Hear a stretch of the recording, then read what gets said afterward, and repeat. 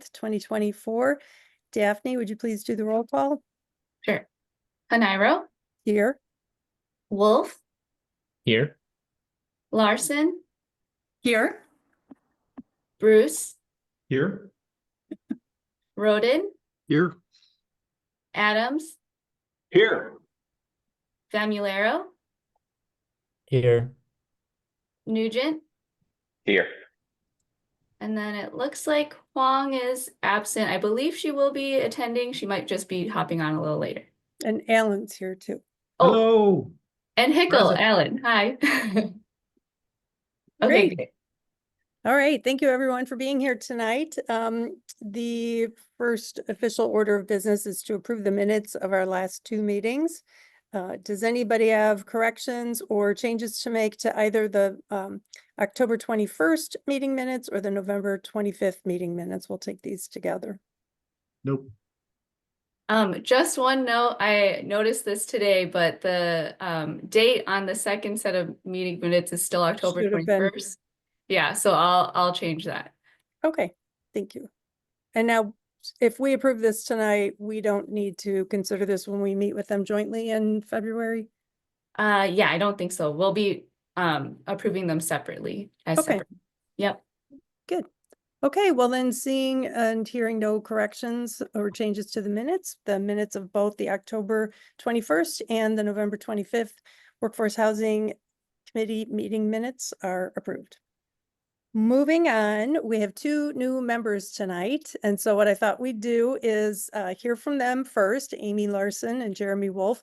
We'll hear from them just briefly about what made you want to participate in city government and in this particular committee. And then if everyone else on the committee would just say a sentence or two about who you are, how long you've been on, what district you live in, whatever comes to mind. We'll start with Amy. Thank you. Good evening, Amy Larson. I'm a recent person to arrive in Middleton. We moved here. We actually bought our house a year and a half ago, but we moved here a little over a year ago. I've just retired after 25 years in the Navy, and having lived all over the world and coming from a very similar community of Worthington, Ohio, which is a suburb of Columbus, a state capital with a big university, but very flat, boring terrain. We wanted to come somewhere that was just as lovely, but had a lot of outdoor resources, very school-centric, and really love the community here. We've been eyeing it for a number of years, but I'm a Navy attorney. I was a Judge Advocate General member and have served in all over the place. I can rattle off all of our locations, but I've done a lot of international law. I've done criminal prosecution and defense, and Navy lawyers are expected to be generalists and to be able to spread themselves over a lot of different subject matter, depending on where you're assigned. As I've gotten longer in the tooth in the Navy, I was getting away from being able to actually help people at an actual personal level, and it was becoming less rewarding for me in that regard. So I'm here. I've even in 8th grade, I was on like the Parent Teacher Association speaking committee, and I've been a Leslie Knope of sorts my whole life. So I'm much more attuned to being involved at the local level. I met Mayor Kuhn at a recent event and was talking with her about some of my thoughts on housing issues, ironically, and she recommended me for the committee. So I'm pleased to be here and I'm looking forward to digging in. Great, we're lucky to have you, Amy, and congratulations on your retirement. Where in Middleton do you live? I live on Falcon Court in Fox Ridge. My backyard borders Madison, right by High Point Avenue. Yeah. Great, thank you. Moving on, we'll go to Jeremy. Welcome to the committee, Jeremy. Thanks, Lisa. Hi, everyone. I'm Jeremy Wolf. I work from home as an editor for a business magazine about trucks. I live on Rowlett Court, just 2 blocks north of downtown. I think it's district number 21 or 22, but I'm not quite sure. Somewhere in the 20s, I believe. I got involved with this committee because I was looking through the Middleton website for volunteer opportunities, and this is one that stood out to me. I think housing is nationally a very significant issue, and so I'm really excited to contribute in any way I can, and especially to such an important issue. I was raised in the northeast corner of Wisconsin in Marinette County. I graduated in Stevens Point, and then I spent a couple years after graduating in 2020 living around. I spent a couple years in Tennessee, and then I moved to Middleton in August of 2023 and have been here since. Great, All right, welcome. Okay, I'll call off names. I'm just going in the Zoom order that I see them. Randy, we'll start with you, Randy Bruce. Sure. I'm Randy Bruce. I'm a Plan Commission member, and as have been appointed to the committee, this committee, through the Plan Commission. It's my second time on the Affordable Housing Committee or Workforce Housing Committee. In total, probably, I don't know, 2 or 3 years total, maybe more. And my background is in architecture. But and I did a lot of housing work, multifamily housing work in my practice. So this is a natural spot for me. Great, thanks, Randy. John Nugent, we'll go to you next.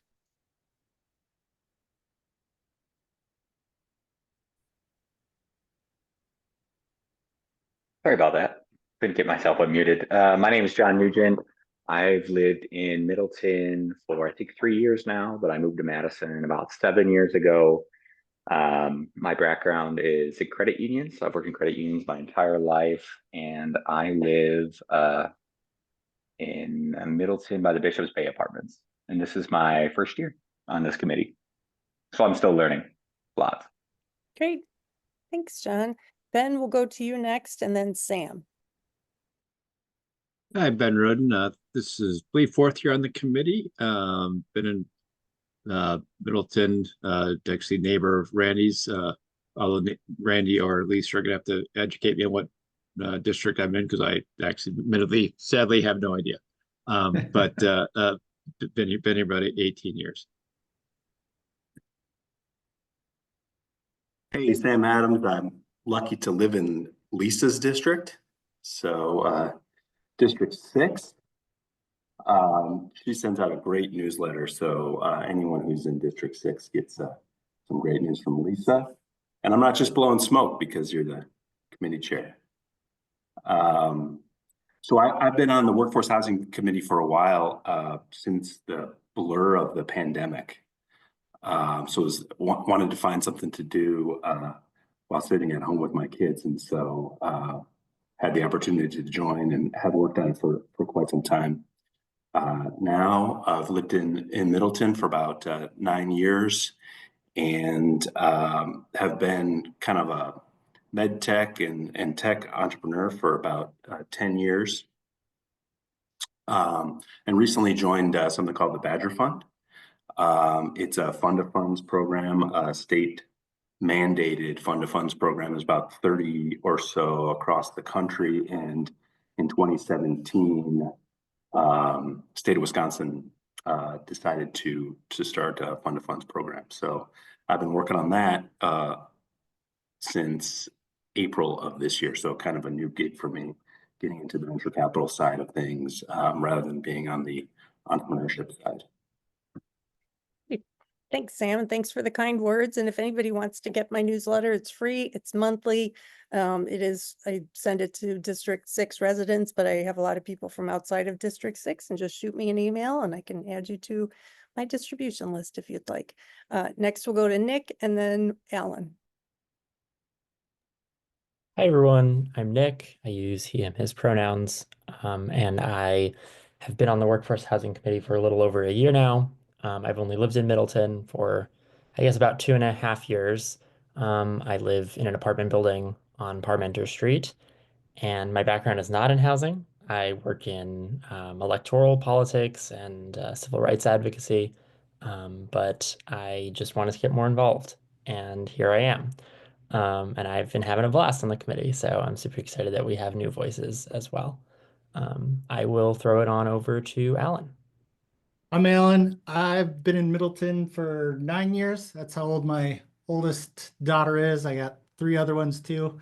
And been on the committee for, I think, 2 years. I had to look it up. I wasn't sure. 2022. And got involved to further deepen the roots that we're kind of growing here in Middleton in our community. And I live in Fox Ridge as well. If you hear a small herd of children, it's probably me. Okay, great. And I'm Lisa Hanairo. I live in District 6, which is on the north side. I'm just north of Middleton Hills and just south of a new development, actually two new developments that are going in or will soon be going in on our north side. And I've been in Middleton a little over 7 years. And I too, during the pandemic, was getting a little restless. So I got involved on the sustainability committee. And from that experience, I decided to run for council in 2022 and I was elected. So here I am. And I've only been on this committee a little more than a year. I think Nick and I joined around the same time. So, okay, great. Well, thank you, everyone. I'm glad you're all here with us. How many people were able to either attend or watch the video of our last meeting, which was a joint meeting with the Community Development Authority? Yes, okay. All right, good. So then I don't have to give the background for what that was about, but we put this on our agenda tonight to debrief and have a discussion following up on that conversation that we had.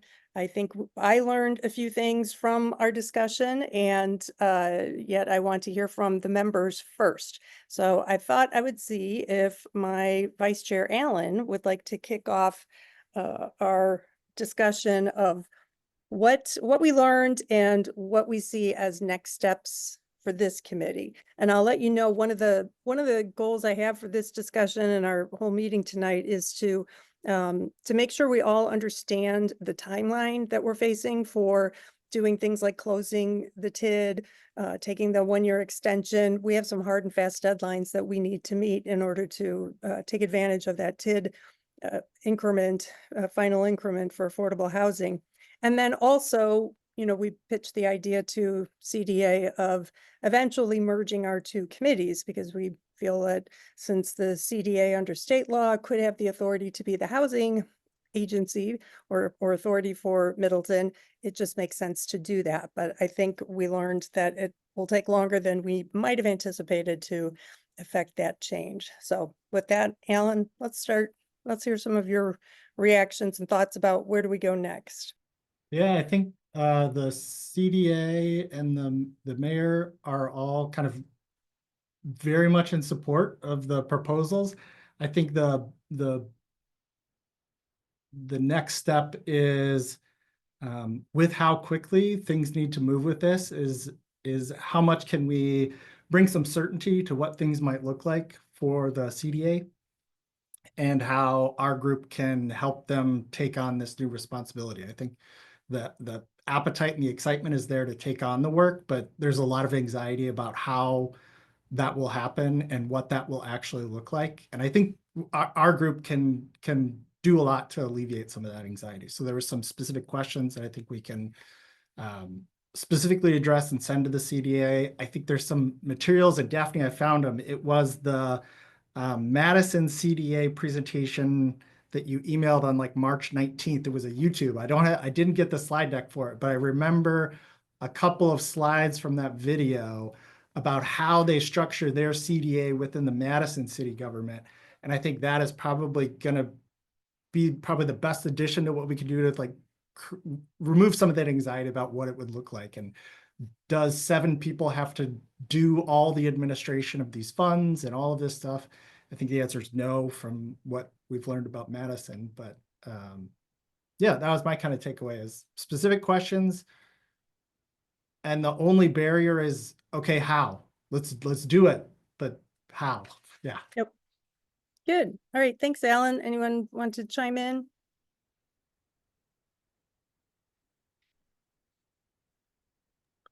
I would just would agree with Alan's take on it.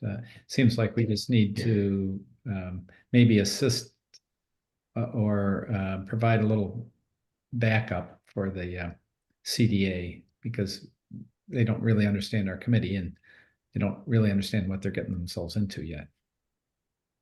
Yep, that's a good point. Anyone else want to share some thoughts? Daphne? Yes, I was just gonna say, Alan, that was a great video, and I sent it over to Jeremy, and I can send it over to you as well, Amy, just to give you guys some more background. And then, yeah, I can definitely send it over to the rest of the CDA members so they can take a look at it. Why don't you share that with all of us on the committee?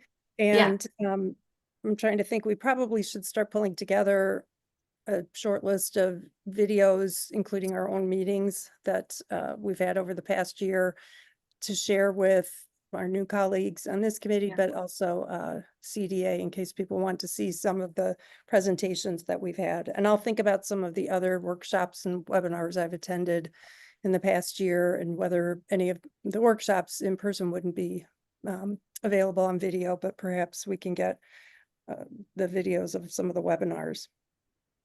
Other observations from folks? I just had a couple observations. One is that they did seem to be a little bit scared. That's probably the wrong word, but it is a lot of material. And you know, I've been on this committee for a while, so I'm familiar with all the concepts. And I think Lisa and Alan have done a great job of kind of pulling together all of these kind of ideas. And you know, I think workforce housing is really tough. I mean, it's a problem throughout the nation, and you know, it's not something that can be easily solved. So I think that might be part of their, you know, they seem sort of like, wow, there's a lot to absorb here, both from Lisa's presentation and then also the magnitude of the problem.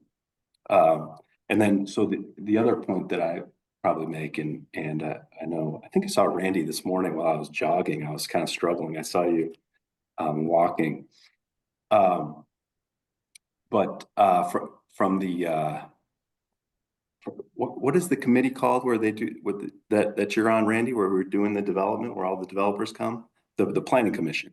Yes. Planning planning commission. commission. So, you know, at times on this committee, it's kind of felt like we're like kind of like trying to get the planning commission to pay attention to us to a certain extent, and I think the planning commission is eventually, if we do a big project, they're going to be really involved, and I would assume, and if we are, you know, go down the road of actually building something, you know, big development of some kind, obviously then the developers get involved, and we've had some kind of contentious meetings, I think, when we were awarding the CBGB grant a while ago.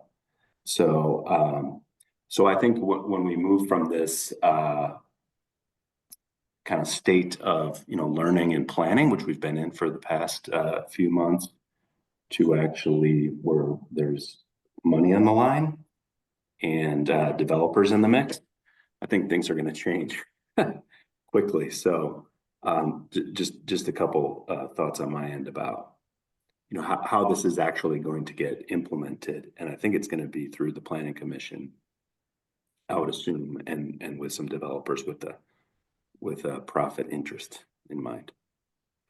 Yeah, certainly any, you know, obviously all building plans do come through the plan commission for review after the staff have taken a look. But yes, I do see there's a need for coordination and maybe sketching out a Venn diagram showing some overlap between what a new reauthorized CDA with housing authority, how that would interact with other committees or commissions like the Plan Commission. Other thoughts? Well, is it a matter of just better defining what the CDA's roles and responsibilities are going to be? I think that was the thing that I kind of heard from them, is they knew what they did now. They have no real good concept of what it means in the future. I would agree with that. I think and there was also a little bit of, going back to the anxiety observation, it seemed that some members or the mayor seemed concerned that the folks who are on now joined the CDA or applied to join the CDA based on a certain set of circumstances, and now we were proposing to change that. And I understand, I think that's a fair point, but I also understand it's important for committees and commissions to evolve. And when they do, it creates an opportunity for those who want to go along with that to continue, and if not, make room for another member and find a better fit in the future. I was heartened to see so much vigorous nodding coming from the people on Zoom. I'm not sure if anybody else noticed that, but there were at least 2 members, and I would say 3, who seemed really not just supportive of the idea of having CDA take on housing in the future, but really enthusiastically welcome that as a change. So that was good to see. And I hope they'll have that enthusiasm as we continue. Any other thoughts before we sort of think of what we should do, what some next steps are? We know Daphne will be reaching out to schedule another joint meeting with CDA. I think I put down February 13th. Was that the time frame we were looking at? Yeah, so we'll probably reach out closer to end of January for, just to make sure we have quorum and all of that for our joint February meeting. Okay. And again, I want to just emphasize the timing of all of this, and I'll have Daphne share the timeline that I came up with based on something Bill Burns gave me for the TID closure. The big key dates for our purposes are April 15th. That's the last date on which council can pass a resolution extending TID 3. And 2 weeks earlier would be the best time for council to take a first look at it in case they have any changes they would like to make. Then January of 26, I think it would be good for a presentation to the full council, either at a council meeting or a committee of the whole, to present our final recommendations. And then that is worked into the, or that precedes the council's final resolution to terminate the TID. And that date is April 7th. That's the last date, because it has to be done before April 15th. And that's the only April meeting that will take place in 2026 prior to the 15th. And after that, once the TID closes, that's when we would get funds transferred into a new affordable housing fund. And I hope it's possible to set up that fund so that it can receive not just the TID 3 increment, but any future extensions that we would take of either TID 5 or a newly created TID. It'd be nice to have it all in one fund.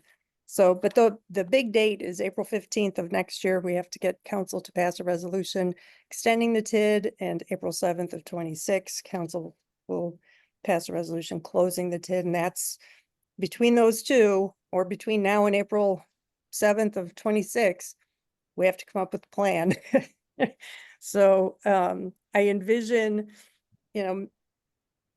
possibly starting in February, but certainly in April through December of this year, our work as a committee will revolve around trying to flesh out ideas for what an affordable housing program can look like, including things like, do we want to take the approach that Sun Prairie did in having, first of all, hiring staff, I think would be needed no matter what we choose to do, but they're a satellite office for the Tenant Resource Center. How is that working? Can we meet with them and find out, would you do it again? If you had another opportunity come up, is this one that you would definitely still take? That type of thing, I guess, going to the next step of all the research we did, maybe visiting some of our colleagues in other municipalities that have done this to find out, okay, it seems like grant programs are preferred over loan programs just because of the intricacies of loans versus, giving out money and expecting a report back on how it was spent. So I think we could either do this at our regular monthly meetings, or I think it would be more beneficial to have at least some members of the CDA participate in that work, so that it isn't, again, like here we've brought you what we think will work and now try to implement it. How do members feel about either forming a subcommittee? Well, see, it shouldn't even be a subcommittee because all of us can contribute to this, but we need some CDA folks to be on board. Ben? Yep, I was just gonna go where you're going, Lisa. Doesn't make sense. And is there enough work here that maybe it's easier to divide it up a little bit?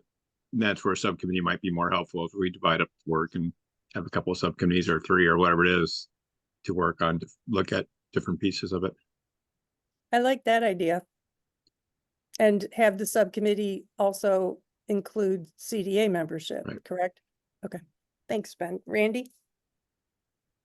Yeah, I was just wondering whether we just adopt CDA's schedule and have joint meetings.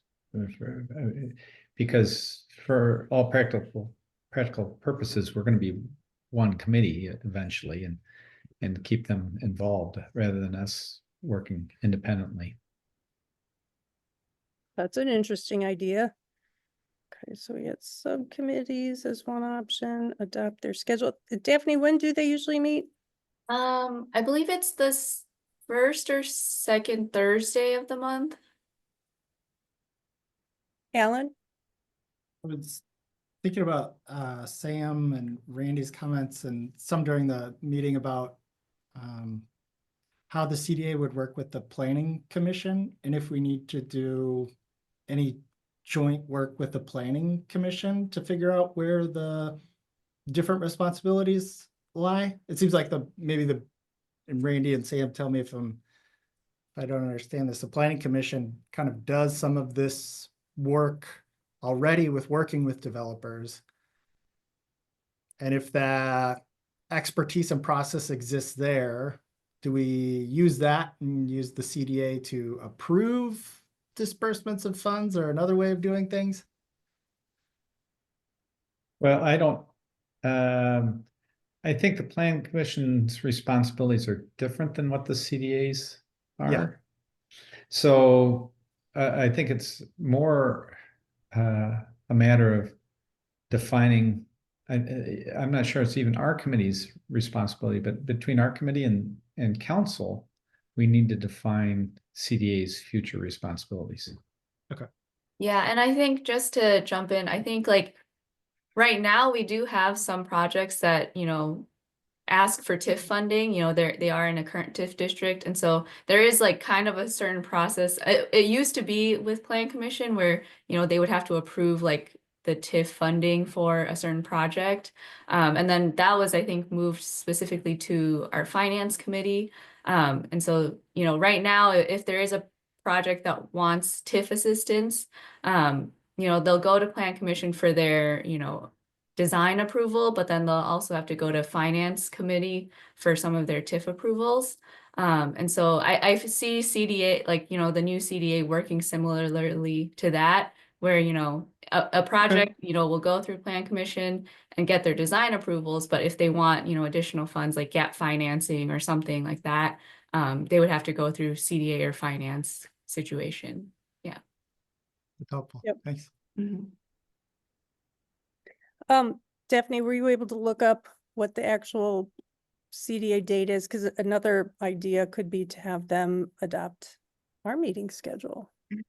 Yes, they meet the second Thursday of each month. Second Thursday.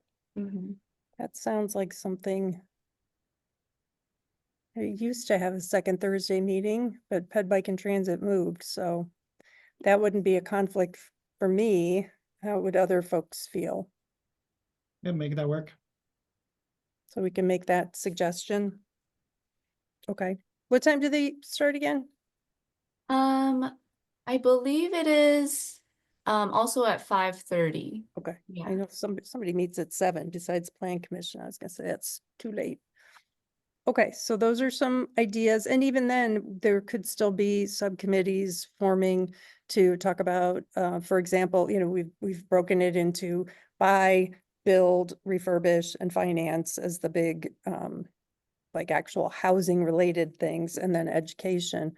So perhaps there might be a subcommittee organized to take on each of those different categories and come up with some ideas. All right. So I can work with Daphne to put together something along the lines of a work plan that would maybe, just get some of this on paper to look at. I'm a visual person. I respond better when I can see things and how it connects. So I'll take that on as a task over the holiday break. All right, any more thoughts, just debriefing on the joint meeting? For the specific language in the resolution, the other comparable ones that Daphne pulled, thank you, Daphne, they were very generic. Like there was like no specific guidelines or prioritization or goals, which I feel like is important to our group to have those like outlined, but seems like that may constrain us if we codify them in the resolution. Yep, I totally agree. And that's a great segue to item 3 on our agenda, the resolution. So Daphne, can you bring that up? Thank you, Yes. Ellen. And yes, that's one of the reasons I asked Daphne to find the other municipalities' resolutions is because I think everybody started with the Department of Revenue template and then added this, be it further resolved, here's what we're going to do, because that is required. You're supposed to explain how you're going to improve housing quality and affordability. And I agree with Alan. I like the simplicity of the others. I think Shorewoods comes closest to what we're trying to do. Both Waupun and Waukesha seem to be emphasizing owner-occupied units and home ownership. And while that's important to us, we want to go beyond that. And so I really liked the way Shorewood worded it, including saying they're requesting the Community Development Authority over the next 12 months to develop and implement a plan. So I could see us including as our here's how we're going to do it clause, saying that council directs CDA to work with the Workforce Housing Committee over the next 12 months to develop a plan, not to implement it. That'll come once we have the plan.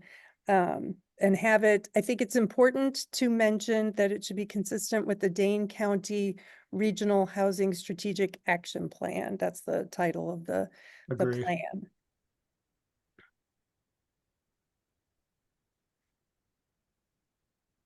And then the one other question I had, I guess it's not important, but I feel like because affordable housing is such a huge problem for Middleton, I kind of would like to see more than 75% of the final increment go to affordable housing.